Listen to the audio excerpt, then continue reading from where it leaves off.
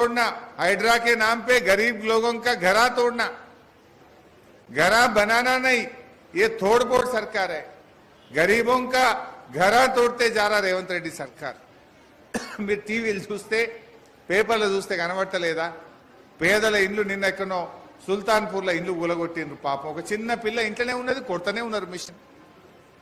వాళ్ళు పాపం కట్టు బట్టలతో రోడ్డు మీద పడ్డారు. ఇంట్లో సామాన్ కూడా తెచ్చుకోవడానికి ఛాన్స్ ఇస్తలేరు. ఇంట్లో ఉన్న కుర్చీలు, గ్యాస్ స్టవ్, సిలిండర్ అట్లనే పెట్టి కూలగొడుతున్నారు. ఇంత దుర్మార్గం ఆ శనివారం ఆదివారం చూసి కూలగొడతారా? హైడ్రా అంటే పేదల బతుకులు కూల్చడానికి పెట్టినవా రేవంత్ రెడ్డి? హైడ్రా అంటే పేదల బతుకులు కాపాడుతావా, పేదల బతుకులు కూల్చుతావా? గవర్నమెంట్ అంటే ఇంత గూడు చూపియాలి, గవర్నమెంట్ అంటే బుక్కడి బువ్వ పెట్టాలి, నీడనియాలి. కానీ రేవంత్ రెడ్డి ఉన్న నీడ కూలగొడుతుండు, ఉన్న గూడు కూలగొడుతున్నాడు. పేదల బతుకులు ఆగం చేసే విధంగా ఇవాళ కాంగ్రెస్ ప్రభుత్వం పనిచేస్తూ ఉంది. దీన్ని మనం అర్థం చేసుకోవాలి.